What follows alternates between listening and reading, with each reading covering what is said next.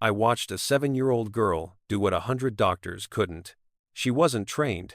She had no medical degree, no fancy equipment, no million-dollar lab. Just small fingers and something the specialists had lost years ago. The ability to actually see times what was right in front of them. When she pulled that tiny metallic object from behind the hearing device, everything changed. The billionaire's daughter, silent for 7 years, heard her first sound. A car horn. Sharp. Real. Asterisk. Impossible. Asterisk. But here's what nobody understood yet.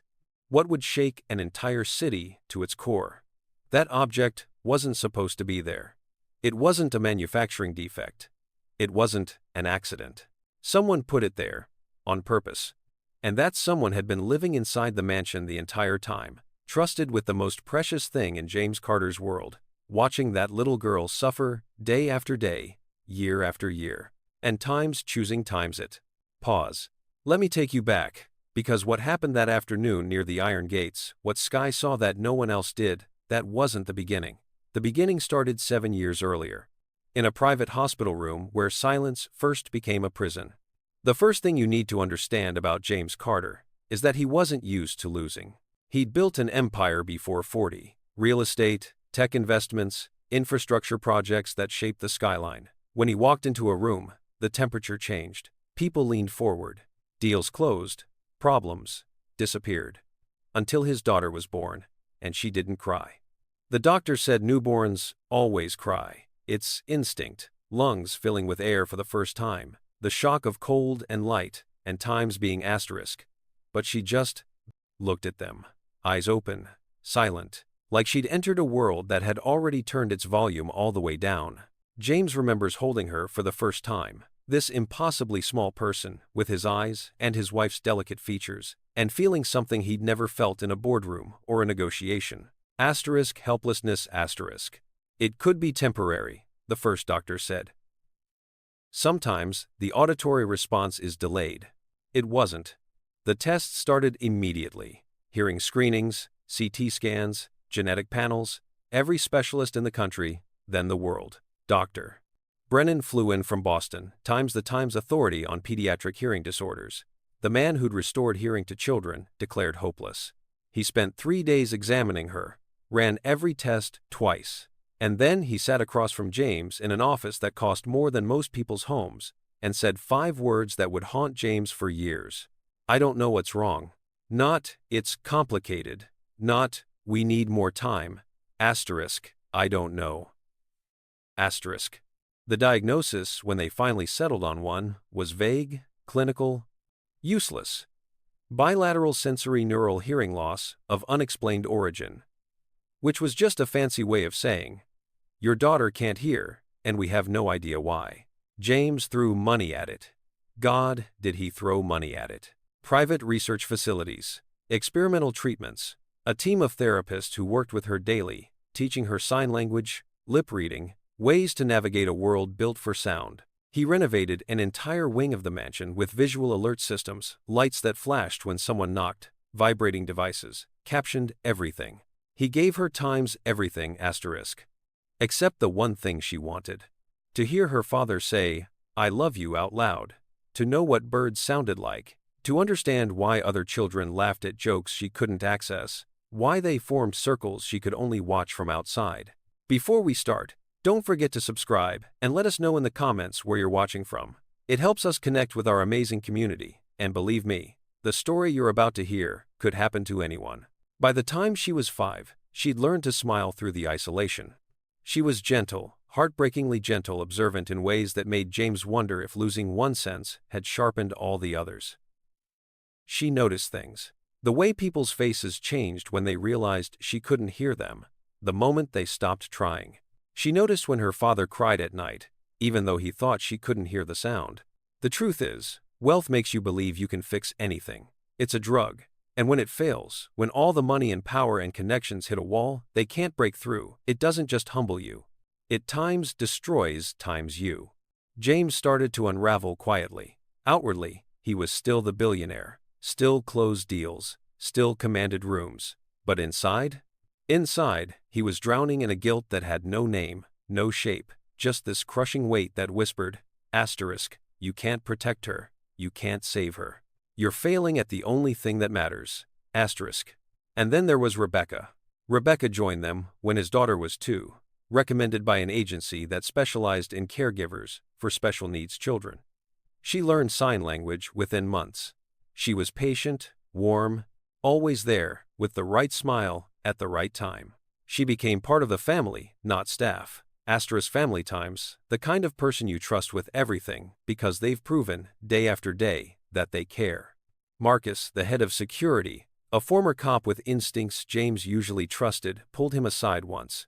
Maybe a year ago. Something's off about her, Marcus said. Rough voice, rougher suspicions. Rebecca, James laughed. Actually laughed.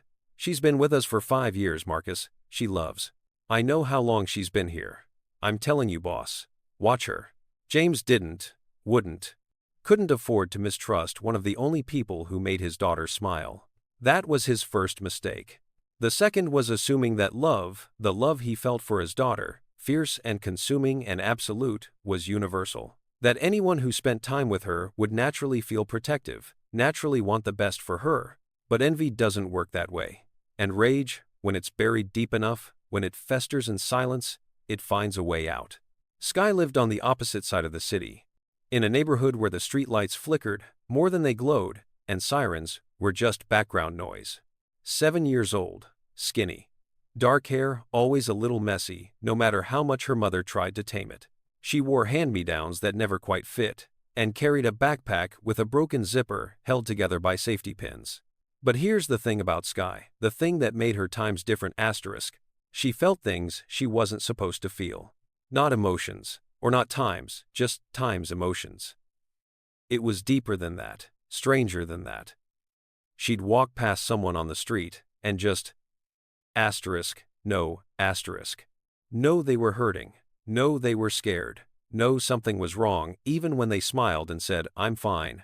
Her mother, Angela, called it sensitivity.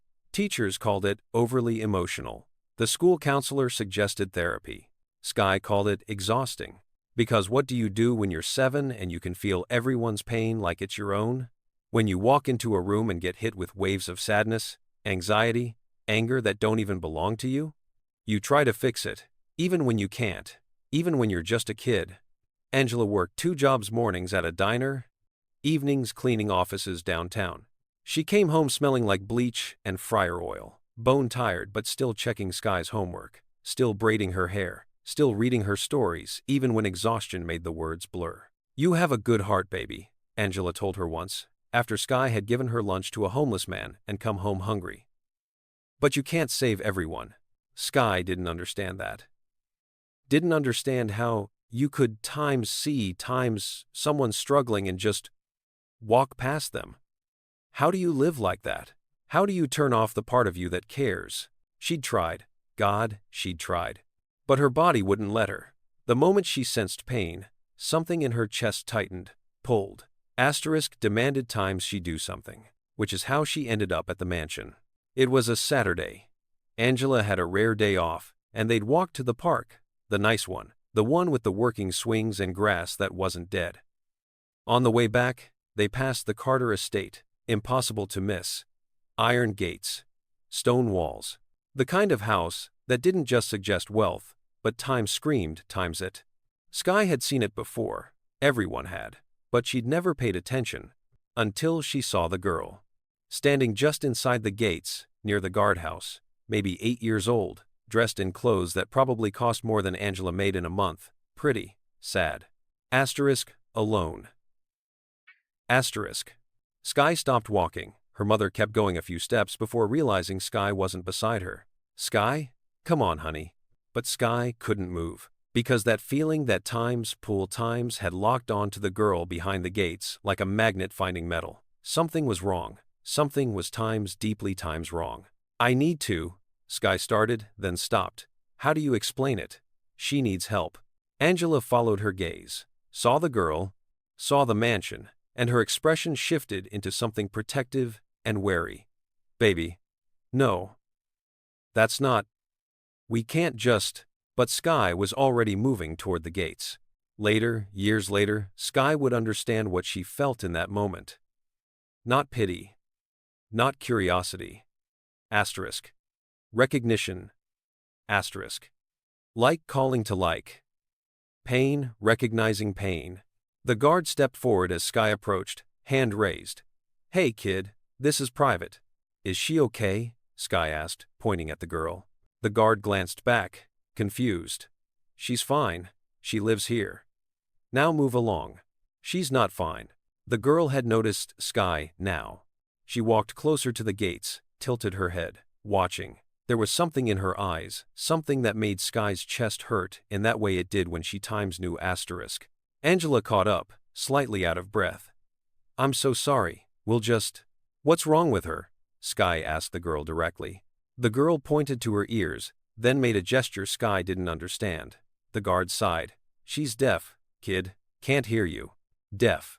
Sky didn't know what that meant exactly, not in technical terms, but she understood time's isolation asterisk. She understood being different in a way that made the world harder to navigate. She also understood, instinctively, that the wrongness she felt wasn't time's about, time's the deafness. It was something else. Pause. The guard was already ushering them away, Angela apologizing, when Sky did something impulsive, something that would change everything. She reached through the bars and touched the girl's arm. Just a touch, gentle. The kind of touch that says, asterisk, I see you, asterisk. The girl's eyes widened. And in that moment, Sky times felt, times it. Sharp. Clear. Like a frequency she'd tuned into by accident. Pain. But not emotional pain. Physical pain. Centered near her ear. Something's hurting her, Sky said, turning to her mother. Right there. She pointed to the side of her own head, mirroring where she felt it. Angela's face went pale. Sky, we need to go. No, Mom, time's wrong, asterisk. That's when Marcus appeared. Tall, broad-shouldered. The kind of presence that ended conversations. He'd been watching from the security office. Curious about the commotion. Problem? His voice was granite. The guard started to explain, but Sky cut him off. She's in pain. Near her ear. Can't you see it? Marcus studied Sky, then the girl, then Sky again. Something in his expression shifted. He'd spent 5 years suspecting something was wrong with Rebecca, wrong with how the girl's condition never improved, despite all the treatments, all the specialists. He'd been ignored, dismissed, made to feel paranoid. And now, this skinny kid in a too-big jacket was pointing at exactly the spot where the hearing device sat. Wait here, he told the guard. Then to Sky. Can you show me exactly where? James was in his study when Marcus knocked 3 sharp raps that meant time's urgent asterisk. Sir. You need to see this. James looked up from the contracts he'd been reviewing, annoyed at the interruption. Saturdays were supposed to be for his daughter. Time away from deals and shareholders and the endless machinery of wealth. This better be. It's about your daughter. James was out of his chair before Marcus finished the sentence. They found her in the sitting room with Sky and Angela, who looked like she wanted to disappear into the expensive furniture. Marcus had brought them inside, despite protocol, despite every security measure, because his instincts, the ones James had ignored for too long, were screaming. What's going on? James demanded, his gaze landing on Sky. Who are you? Why is… She says something's wrong with the hearing device, Marcus interrupted. Says your daughter's in pain. James's expression hardened. That device was custom fitted by the best audiologists in the country. It's been checked dozens of quote. With respect, sir, when's the last time someone actually times looked asterisk? Not at scans. Not at charts. Actually looked. The words hit harder than they should have, because the truth was, James didn't know. The device was maintained, yes. Checked regularly, yes. But times looked at asterisk? By someone who wasn't following a clinical protocol, who was just asterisk looking asterisk? His daughter was watching him, signing something he recognized after years of study. Asterisk. It's okay, Daddy, asterisk. God, she was always protecting times him asterisk. Fine. James turned to Sky, who shrank slightly under his attention. He softened his voice. You think something's wrong? Sky nodded, small, certain. I can feel it. Right here. She touched her own head, demonstrating. It hurts her. She can't feel pain from deafness, James said, but even as he said it, doubt crept in. What did he actually know anymore? Angela spoke up, nervous but firm. Sir, I'm so sorry we bothered you. She has this thing, where she senses when people are hurting. I know it sounds crazy. It doesn't sound crazy. James surprised himself with those words. Maybe 7 years of impossible had recalibrated his understanding of crazy. Can you? He looked at Sky. Can you show me? 10 minutes later, they were in his daughter's room, designed for comfort, accessibility, every surface carefully chosen. Rebecca was there too, having been called in. She'd smiled at everyone, that warm, professional smile James had trusted for 5 years. What's all this? She asked, signing simultaneously. Just a check, Marcus said. He hadn't taken his eyes off Rebecca since she entered. James's daughter sat on the edge of her bed, patient as always. Sky approached slowly, carefully, like she was approaching something fragile. Can I look? Sky asked, even though she knew the girl couldn't hear her. But the intention translated somehow. His daughter nodded. Sky's fingers were gentle as she examined the hearing device, a sophisticated piece of technology that curved around the ear, nearly invisible. She tilted her head, focused, with an intensity that seemed impossible for a 7-year-old. There, she whispered. Behind it. There's something metal. It shouldn't be there. Rebecca's smile didn't waver, but James saw it. Just for a second, a flash of something in her eyes. Fear. That's impossible, Rebecca said, tone perfectly concerned. The doctors would have seen anything like that during the regular. Let me see. Marcus moved forward, pulled out his phone, turned on the flashlight, and there it was. A tiny edge of metal, barely visible, tucked behind the device where no one would think to look unless they were specifically searching. Or unless they were a child who felt pain like it was a physical object she could touch. The room went very, very quiet. What? James's voice came out strangled. What is that? I don't know, Marcus said, but his cop instincts were screaming. But I know someone who can tell us. He pulled out his phone, made a call. Dr. Brennan answered on the 3rd ring. 20 minutes later, the same doctor who declared the case hopeless was standing in the mansion, staring at something he'd missed for 7 years. I need to remove it, Dr. Brennan said, his hands already trembling. Not from incompetence, from rage at himself. Now, here. I can't wait for a surgical suite if this is what I think it is. What do you think it is? James's voice was ice. An interference device, custom-made, if I'm right. Designed to disrupt auditory signals. It wouldn't show up on standard imaging because, he stopped, started again.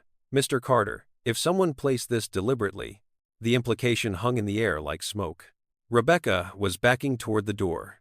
Slow, casual, like she wasn't running. Marcus blocked her path. Stay. I should give them space. I said times stay asterisk. Dr. Brennan worked quickly, his earlier hesitation replaced by fierce precision. Local anesthetic. Tiny instruments. His daughter sat perfectly still, trusting in a way that broke James's heart. And then, the metallic object came free, small, surgical, purpose-built. Dr. Brennan held it up to the light, and James saw his hands shaking. This was Time's implanted asterisk, the doctor said. Recently, within the last few years, and it's been. He examined it closer. It's been maintained, adjusted. This isn't something that was placed once and forgotten. Someone has been Time's accessing Times this regularly. The words landed like bullets. James turned to Rebecca. Slowly. Because he knew God help him, he already knew, but he needed to hear her say it. Rebecca. His voice could have cut glass. Do you have something to tell me? She smiled. That same warm smile he'd trusted for 5 years. I loved her, Rebecca said softly. More than you ever did. And then everything exploded. Rebecca didn't run, didn't cry, didn't beg. She just stood there, like she'd been waiting for this moment, almost relieved it had finally arrived. You loved her? James's voice was dangerously quiet. You times loved times her while you were times torturing times her? I was caring for her, Rebecca corrected, and her tone was so calm, so reasonable, it made the words even more horrifying. Every day, every moment.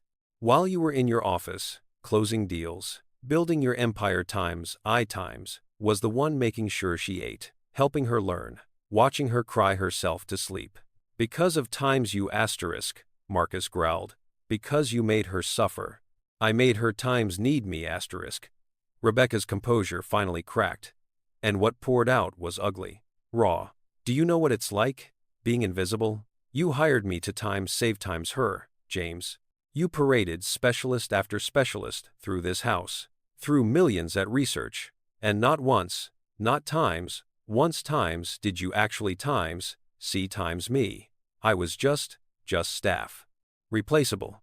Angela had pulled Sky close, covering her ears, but Sky was watching, taking in every word with those two knowing eyes. So you hurt a child, James said. Each word deliberate, controlled, because I didn't. What?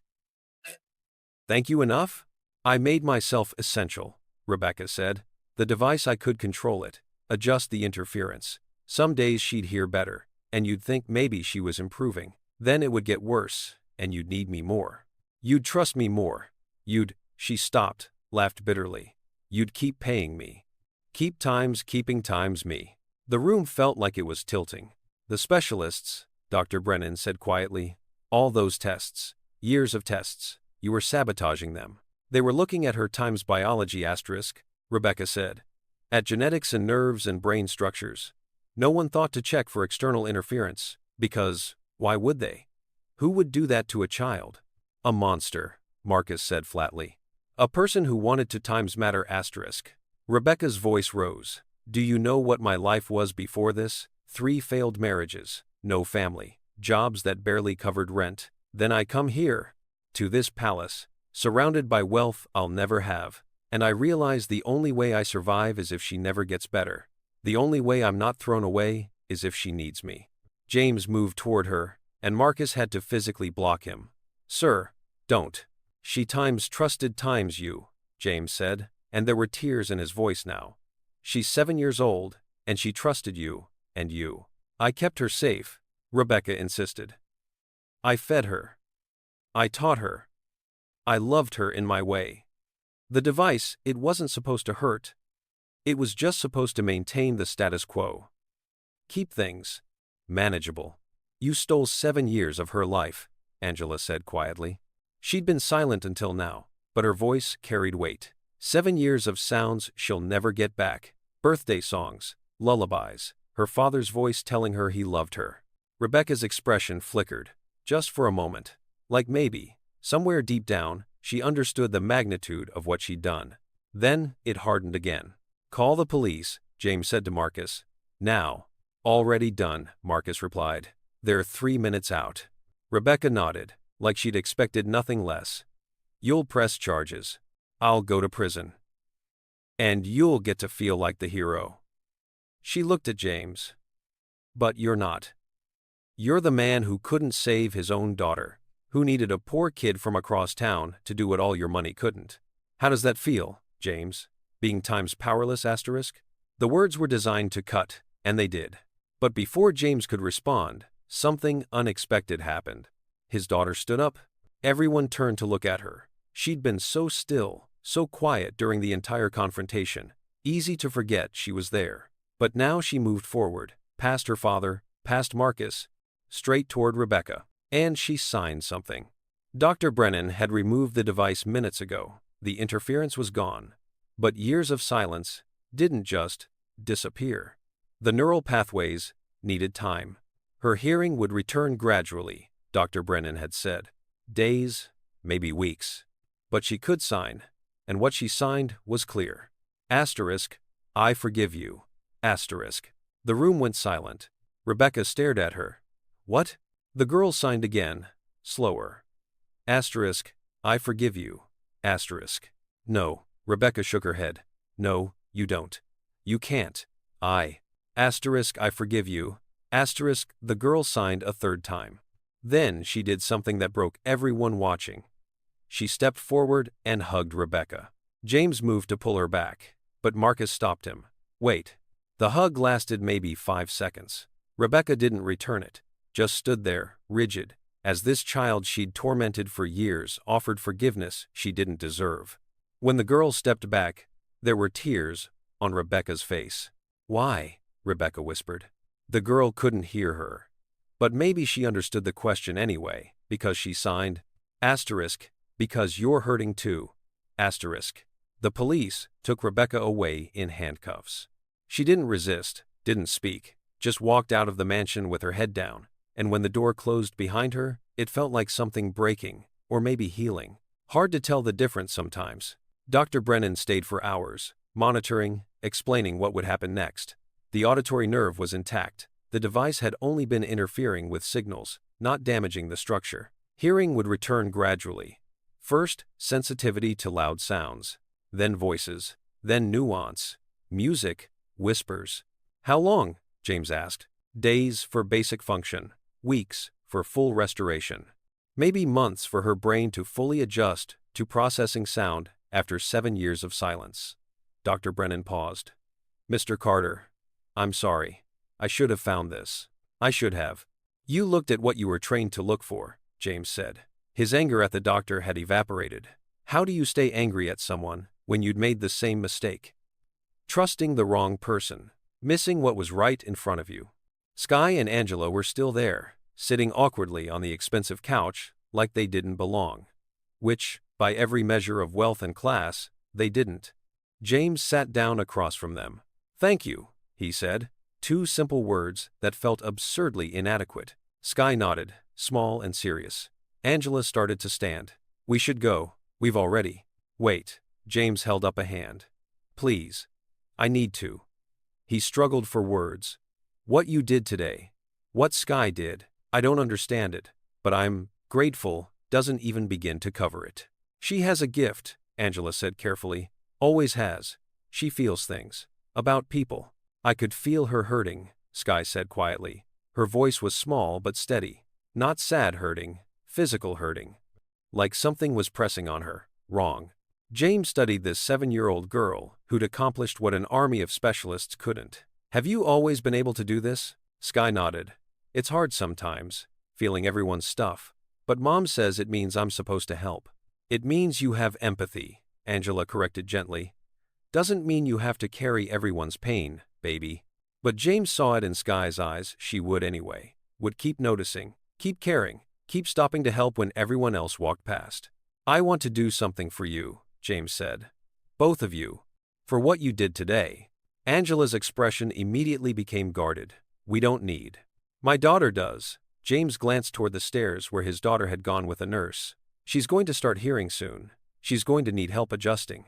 Friends who understand. And I think," he looked at Sky, "I think you understand better than most." That's how it started.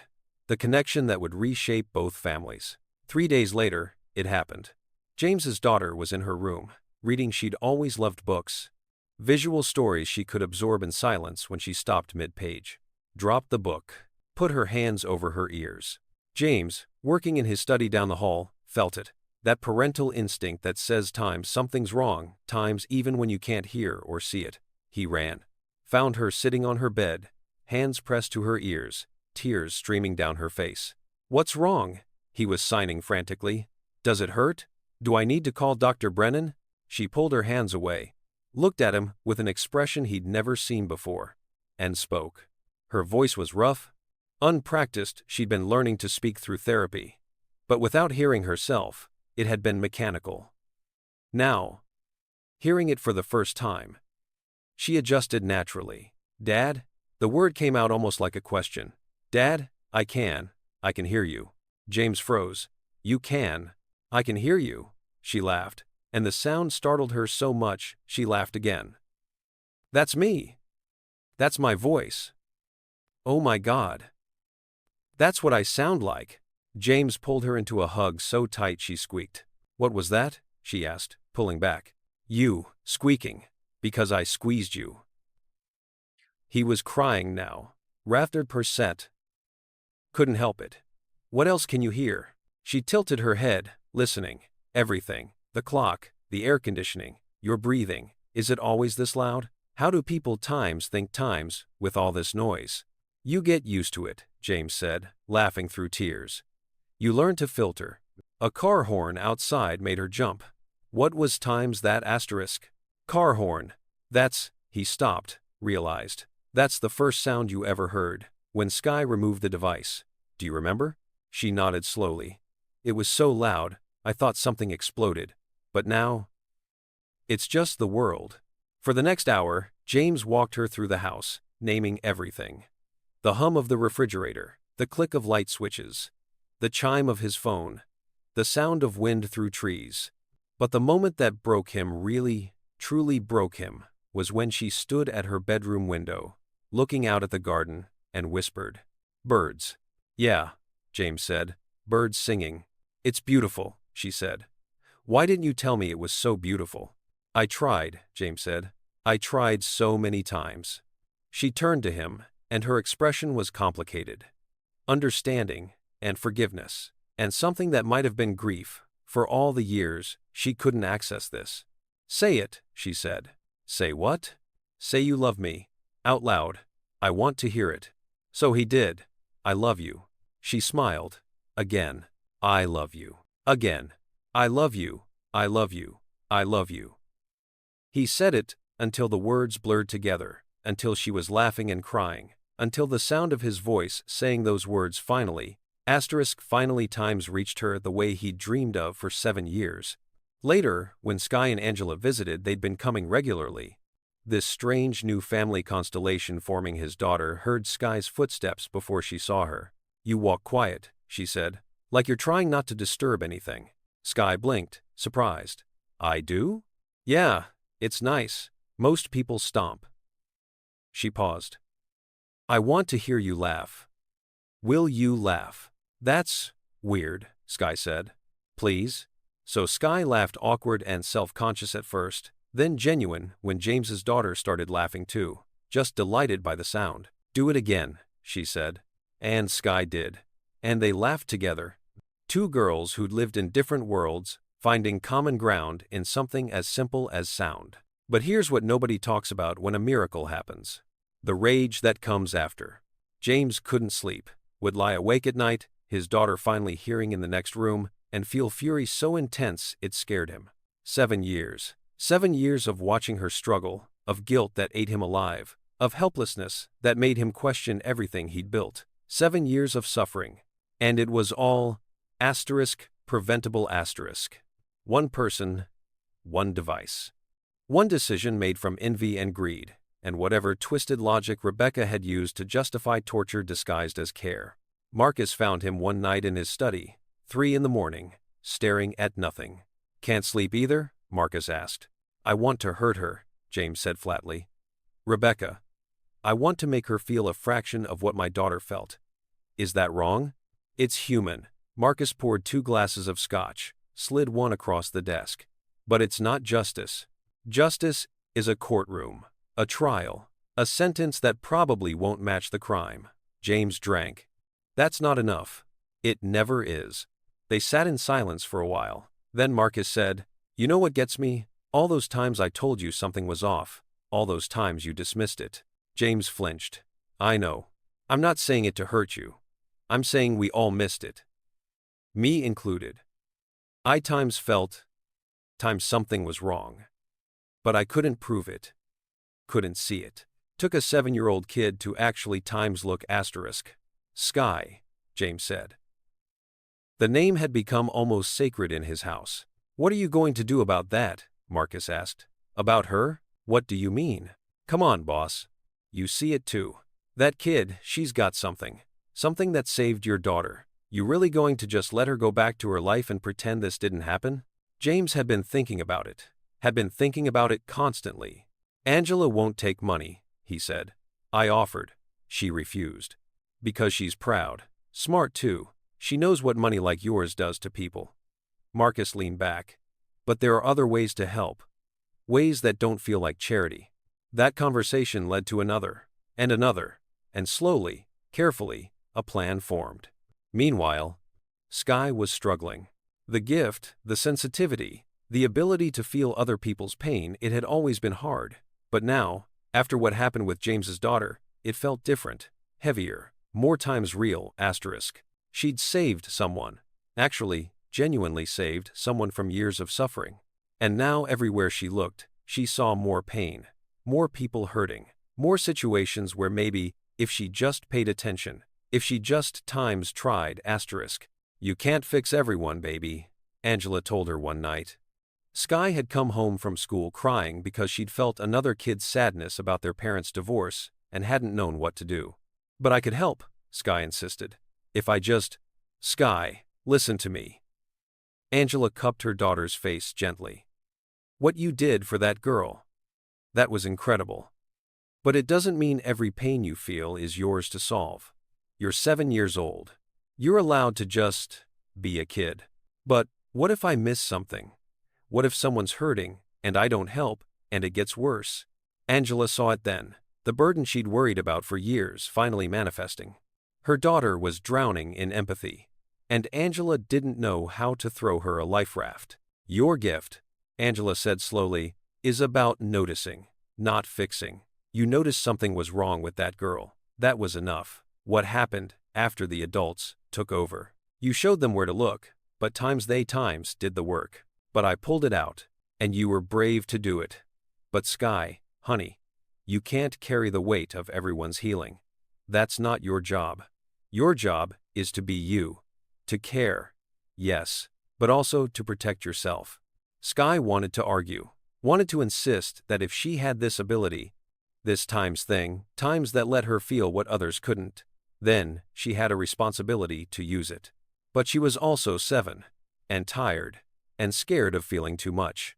So she nodded, even though she didn't fully believe it. The trial was set for 4 months out. Rebecca's lawyer tried to argue diminished capacity, emotional instability, a dozen defenses that made James's blood boil. But the evidence was clear. The device, custom-made and deliberately placed. The maintenance records Rebecca had kept, hidden in her apartment, years of documentation proving intent. She'd plead guilty eventually. Had to, but even that felt hollow.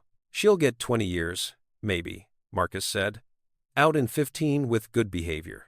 15 years, James repeated, for 7 years of torture. Math doesn't work out, does it? No, it didn't. But something else was happening, that did times work out, that did times start to heal the wounds Rebecca had left behind. James's daughter Lily, she'd chosen to start using her name vocally now that she could hear it was learning to navigate sound, and it was harder than anyone had anticipated. Everything was overwhelming. The refrigerator hum that James didn't even notice anymore. To Lily, it was like standing next to a helicopter. Conversations with multiple people? Impossible to track. Background music in stores? Painful. Dr. Brennan had warned them. 7 years of silence meant her brain hadn't learned to filter, to prioritize important sounds over ambient noise. It would take time, therapy, patience. But here's what helped most. Sky. Because Sky understood overwhelm in a different way. She'd spent 7 years feeling times too much asterisk, and that translated somehow. When Lily would shut down in a crowded room, Sky would just sit with her, wouldn't try to fix it, wouldn't tell her it was okay, just sat. Does it get better? Lily asked once. They were in her room, door closed, the world muted to something manageable. Sky considered the question seriously. The feeling too much? Not really. You just learn which things to let in and which things to block. How do you know which is which? I don't always. Sky picked at a thread on Lily's expensive bedspread. Sometimes I get it wrong. Feel things that aren't important and miss things that are. But I'm learning. I thought hearing was supposed to make things better, Lily said quietly. Everyone's so happy I can hear now. And I am. I really am. But it's also just asterisk. Loud asterisk. All the time. And I feel like I'm supposed to be grateful, not complaining. You can be both, Sky said. Grateful and overwhelmed. That's allowed. They sat in comfortable silence. Then Lily asked, Do you want to be friends? Like, real friends? Not just because our parents made us hang out? Sky smiled. Yeah, real friends. Okay, cool. Because I was worried you thought I was weird. I think I'm weird. We can be weird together, Lily decided. And just like that, it was settled. Angela's resistance to James's help finally broke when her car died. Not broke down. Asterisk, died asterisk. The kind of death where the mechanic takes one look under the hood and laughs sadly because fixing it would cost more than the car's worth. She couldn't afford a new one, couldn't afford to miss work, couldn't afford the bus fare that would eat into grocery money. James found out through Sky, who mentioned it casually during one of their visits. Mom's sad because the car won't start anymore. 2 days later, a car appeared in Angela's apartment parking lot, used but reliable. Keys delivered with a note, asterisk, not charity. Payment for services rendered. Your daughter saved my daughter. This is a fraction of what that's worth. J.C. asterisk. Angela called him, furious. I can't accept this. You already did, James said calmly. It's registered in your name. Sold for $1, legally binding. You can either use it or let it sit there collecting parking tickets. This is necessary, James interrupted. You need transportation. I needed my daughter to hear. We both got what we needed. The car is just balancing the scales. Scales don't balance that way, Angela said, but her voice had softened. Then think of it as an investment in Sky's future. Because I have a proposal for you. The proposal was this.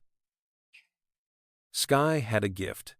A genuine, provable gift that had medical and psychological implications. James wanted to fund research into empathic sensitivity, not experiments on Sky, but studies into how it worked, what it meant, how to help children like her manage it. I want her to understand what she has, James explained when Angela came to the mansion to hear him out, not feel cursed by it. And I want to establish a foundation that helps other kids who feel too much, who notice things others miss, who need support. Why? Angela asked suspiciously. Because my money should do something meaningful, because your daughter saved mine, and this is how I can save others, and because, he stopped, started again. Because I failed to protect my daughter from someone I trusted, I won't fail to protect other children if I can help it. Angela studied him for a long moment. Then, Sky makes the decisions about her involvement. You don't pressure her, don't make her feel like she owes you anything. Agreed. And I'm involved. Every step. Any research, any foundation work, I'm consulted. Wouldn't have it any other way. And if this turns into some publicity thing where you use her story for, it won't, James said firmly. This is private. Personal. The foundation will be public, but Sky's identity stays protected. Angela nodded slowly. Okay. But we do this right. For the kids. Not for ego. For the kids, James agreed. That's how the Empathy Project started. Small at first, a website, some resources for parents whose children felt too much. Then larger. Partnerships with schools, training for teachers, support groups. And at the center of it, unnamed but essential, was Sky's story. How she'd noticed what doctors missed. How empathy, properly channeled, could times save times people. The trial came faster than expected. Rebecca's guilty plea meant no drawn-out proceedings, but there was still a sentencing hearing. Victim impact statements. The chance for James and Lily to face her one final time. James didn't want Lily there. 8 years old and still adjusting to sound, she didn't need to be in a courtroom, reliving trauma. But Lily insisted. I need to say something, she told him. Her voice was clearer now, more confident. Months of hearing had given her control over tone, inflection. I need her to hear it. Sweetheart, you don't owe her anything. I know. This isn't for her. It's for me. So they went. James, Lily, Marcus, and at Lily's request, Sky and Angela. The courtroom was smaller than James had imagined. Sterile, cold. Rebecca sat at the defendant's table in an orange jumpsuit, her hair different, her expression carefully neutral. She looked at Lily once, just once, then looked away. The judge reviewed the charges. Child abuse, assault, fraud, a list of crimes that felt both too long and not long enough. Then came the impact statements. James went first. He'd prepared something, written it out, practiced it. But when he stood at that podium, the words disappeared. I trusted her, he said simply. I brought her into my home, into my daughter's life. And I trusted her. And she used that trust to hurt the person I love most in this world. For 7 years of watching my daughter suffer, feeling helpless, drowning in guilt, and it was all because of her. So when people ask me about forgiveness, about compassion, I have none. What she did was unforgivable. He sat down. His hands were shaking. Then Lily stood. She was small in that big courtroom, but she walked to the podium with her shoulders back. She'd written something too, had it on paper, in case her voice failed. But she didn't need it. "I forgave you," she said, looking directly at Rebecca. "Remember, I hugged you. I told you I forgave you." Rebecca's neutral expression cracked slightly. "I meant it then," Lily continued. "But I didn't understand what I was forgiving. I didn't know about the years you took from me, the sounds I missed, the pain you caused. Now I know," she paused, "and I still forgive you." The courtroom went silent. "Not because you deserve it," Lily said, her voice steady. "You don't. Not because it makes what you did okay. It doesn't. I forgive you because holding on to hate makes me like you, and I'm not like you. I'm not someone who hurts people because I'm hurting. I'm someone who chooses different." She looked at her father, at Sky, at Angela. "I'm someone who had people notice when I was in pain, who had people care enough to look closer, who got saved by someone who didn't have to save me but did anyway. So, I forgive you, Rebecca. Not for you, for me. So I can move forward without carrying you with me." She walked back to her seat. Rebecca was crying now. Silent tears that she didn't bother wiping away. The judge sentenced her to 22 years, with possibility of parole after 15. It felt both too much and nowhere near enough. As they led Rebecca away, she turned back one last time. "Thank you," she mouthed to Lily. Lily nodded, just once. Acknowledgement without absolution. Then Rebecca was gone. Outside the courtroom, Sky grabbed Lily's hand. Didn't say anything. Didn't need to. Just held on. "That was brave," Angela told Lily. "It was necessary," Lily corrected. "There's a difference." James knelt down in front of his daughter. "I'm proud of you. More than you know. But you didn't have to forgive her. You know that. Right? You didn't owe her that." "I know," Lily said, "but I had to. Not for her, for me. Because Sky taught me something." "What's that?" Lily looked at Sky. "That noticing pain even in people who hurt you, that doesn't make you weak. It makes you human. And I want to be human. Not perfect, not unforgiving, just human." 2 years later, Lily was 10 now, fully adjusted to hearing, thriving in a school for gifted students, where her intelligence finally had room to expand. She spoke 3 languages, played piano, and had started a blog about her experience that helped other deaf children considering cochlear implants or hearing devices. Sky was 9. The Empathy Project had grown beyond anyone's expectations, and while Sky's identity remained protected, her influence was everywhere. Training programs, resource guides, a hotline for kids who felt too much and didn't know what to do about it. Angela had gone back to school. James had insisted on funding it, and Angela had finally accepted, framing it as investing in someone who invests in kids. She was studying psychology, specializing in childhood trauma and emotional intelligence. And James had learned the hardest lesson wealth can teach. That power means nothing if you don't know where to look. That sometimes the people who can help you most are the ones you'd never think to ask. The 4 of them, James, Lily, Sky, and Angela, had dinner together every Sunday. Started as a thank you gesture, became tradition, evolved into something deeper. Family. Not by blood, not by obligation. By choice. It was a Sunday in autumn when Lily asked the question that had been building for 2 years. "Sky, can you still feel it? The pain thing?" Sky nodded. "Yeah, it's better now. I know how to manage it. But it's still there. Do you feel me?" Sky looked at Lily carefully. "Sometimes, when you're overwhelmed by sound, when you miss being able to tune things out, but mostly," she smiled, "mostly I just feel happy. From you. Good." Lily picked at her food. "Because I wanted to ask you something.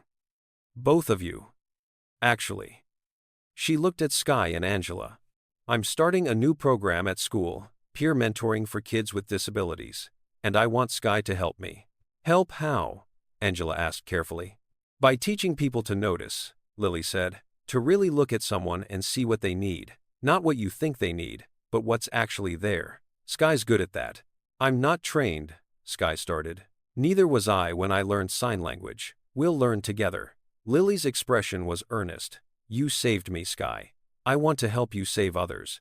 Not by doing everything yourself, but by teaching people how to care the right way. Sky looked at her mother. Angela nodded slowly. Your choice, baby. Sky thought about it. About 7 years of feeling too much, of being overwhelmed by everyone else's pain.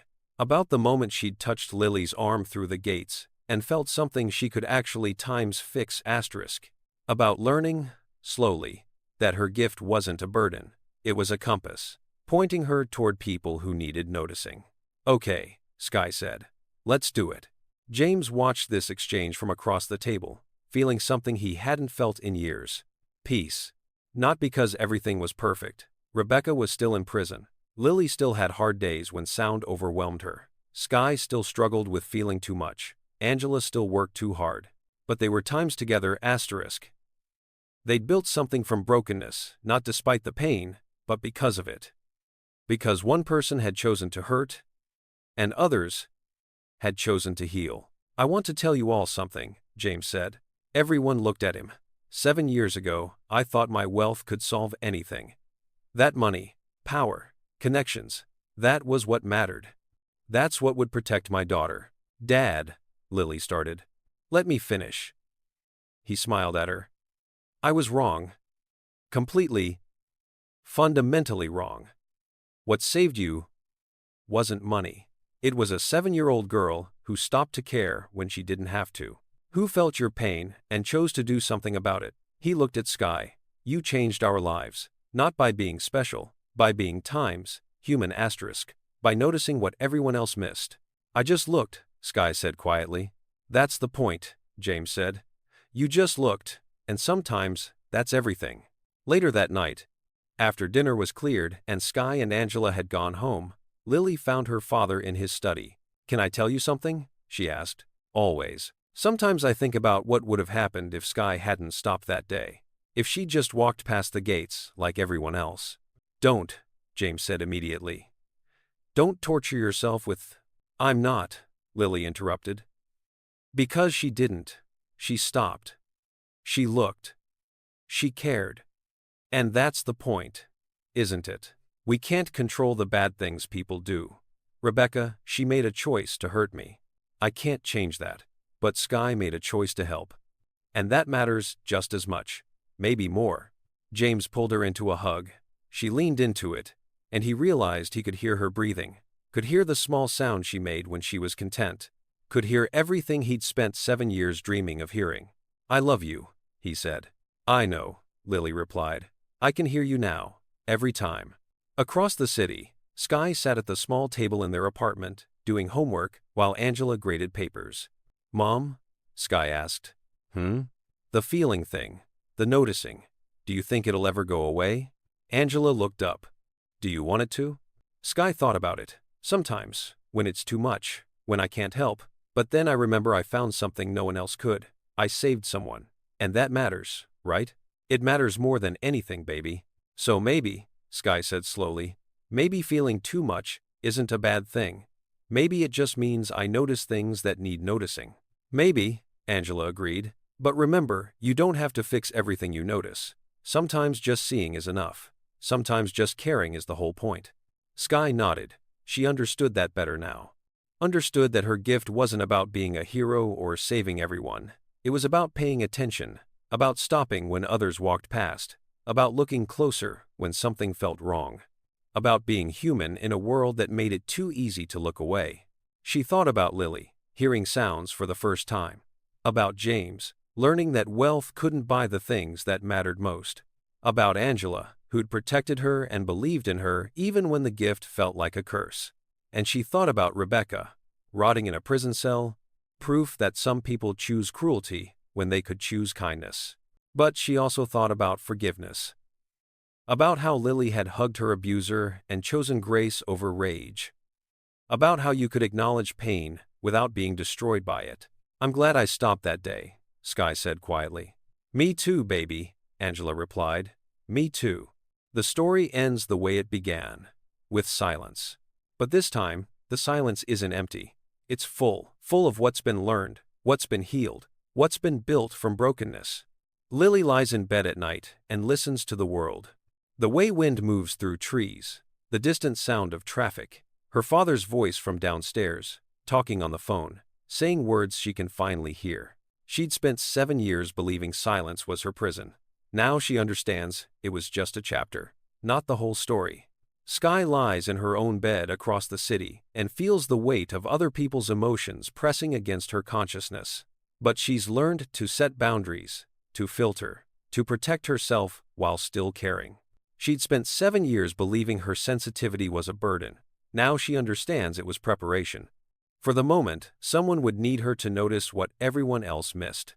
And somewhere between those two bedrooms, those two different worlds, connected by one act of compassion, a truth settles in. That we save each other. Not with money, not with power, not with perfection, but by stopping, by looking, by caring when we don't have to, by noticing the pain others overlook, by choosing, again and again, to be human.